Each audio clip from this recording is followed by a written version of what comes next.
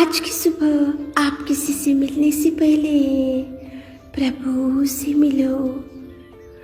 आज किसी को देखने से पहले प्रभु को देखो। आज किसी से बात करने से पहले प्रभु से बात करो। आज किसी को ढूंढने से पहले प्रभु के राज्य और धर्म को ढूंढो।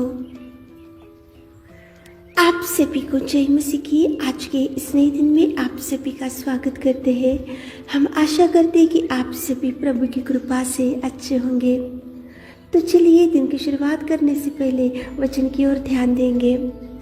वचन संहिता 115 वचन, यहोवा जो आकाश और पृथ्वी का करता है उसकी ओर से तुम आशीष पाए हो।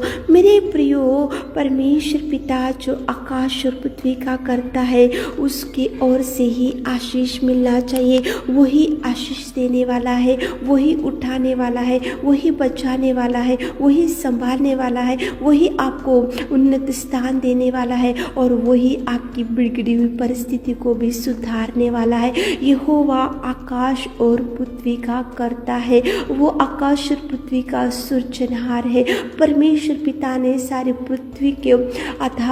पृथ्वी को बनाया और सारे पृथ्वी का सृजनहार है।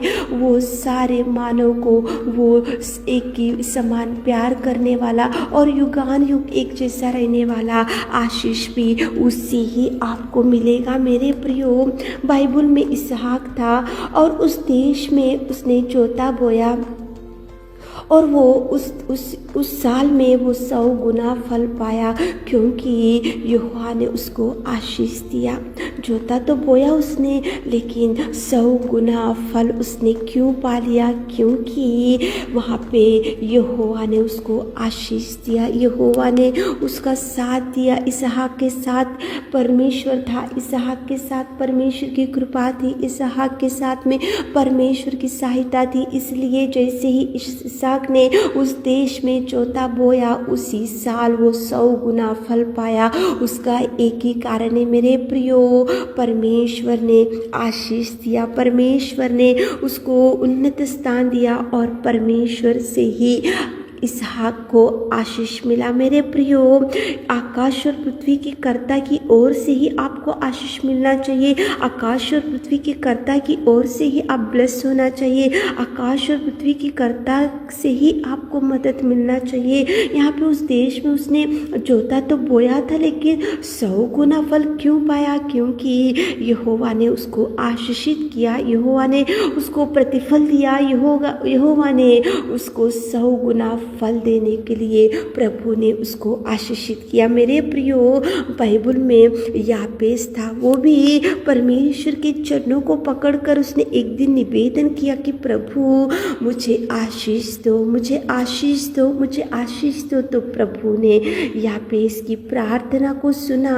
और परमेश्वर पिता ने यापेस को सारे भाइयों से भी प्रतिष्ठित किया और परमेश्वर पिता ने उसको आशीषित किया। मेरे प्रियो, परमेश्वर आकाश और पृथ्वी का कर्ता की ओर से ही आपको मदद या सहायता या आशीष या खुशी या आनंद या शांति जो भी है परमेश्वर की ओर से ही आना चाहिए। आकाश और पृथ्वी के कर्ता की ओर से ही आना चाहिए। मेरे प्रियो, प्रभु ही आपको आशीष देना चाहिए। आप ऐसा सोच रहे होंगे कि मेरा मेहनत से मैं जीऊँगा, मेरी ताकत से मैं आशीष पालूंगा, मेरे बुद्धि से मैं आशीष पालूंगा, मेरे ज्ञान से मैं आशीष पालूंगा, मेरे ज्ञान से मैं एकदम उन्नत स्थान में जाकर बैठूंगा, मेरे पास धन है, संपत्ति है, ऐसा आपका सोच विचार है। लेकिन यहाँ पे वचन में देखो उसकी ओर से तुम आशीष पाए हो। प्रभु की ओर से ही आपको आशीष मिलेगा। आपका ताकत, आपका बल, आपकी बुद्धि, आपका ज्ञान, आपके टैलेंट्स, आपकी पढ़ाई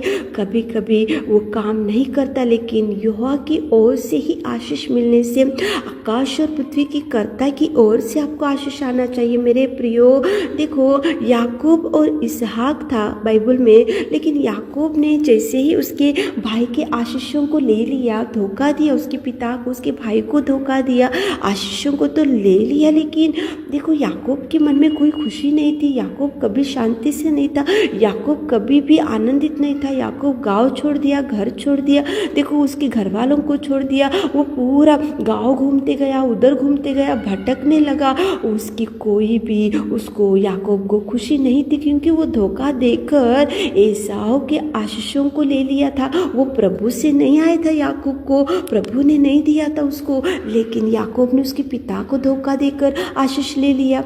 और इस देखो उसके भाई एसाव को धोखा देकर आशीर्वाद ले लिया, लेकिन उसको आकाश और पृथ्वी की कर्ता की ओर से आशीष नहीं आया। इसलिए वो मन में शांति खो गया, खुशी खो चुका, वो आनंद खो गया। और देखो वो गांव-गांव घूमने लगा, देश-देश घूमने लगा, उसकी कोई ज़िंदगी पूरी बिगड़ी हुई थी याकूब की। लेकिन एक दिन याकूब ने सोचा, ये मेरे ताकत का आशीष, मेरे बल का आशीष, मेरे बुद्धि का आशीष, मैं जो धोखा देकर ले लिया आशीष, मैं मेरे भाई को, मेरे पिता को, मेरे घर वालों को धोखा देकर जो आशीष को लिया हूँ, इससे मुझे शांति नहीं मिला। इसलिए याकूब ने परमेश्वर के चरणों को पकड़कर बोला कि प्रभु, जब तक तू मुझे आशीष ना दे मैं तुझे जाने नहीं दूंगा। प्रभु ने उसी घड़ी उसको आशीषों से भर दिया और याकूब को खुशियों से भर दिया। मेरे प्रियो, बहुत बार ऐसी होता है, मेरे ताकत मुझे बचा सकता है, मेरा बल मुझे बचा सकता है, मेरे ज्ञान मुझे आशीष लेकर आ सकता है, ऐसे बहुत बार याकूब की जैसी सोच विचार में रहते। लेकिन नहीं मेरे प्रियो, आकाश और पृथ्वी की कर्ता की ओर से ही आपको आशीष आना चाहिए, मिलना चाहिए, और वो देगा, वो देने में सामर्थ्य है। वो परमेश्वर पिता आपकी उन्नति करने में, वो परमेश्वर पिता आपका हाथ जरूर थामेगा। मेरे प्रियो, शमौन था बाइबल में, उसने भी सारी रात मेहनत की।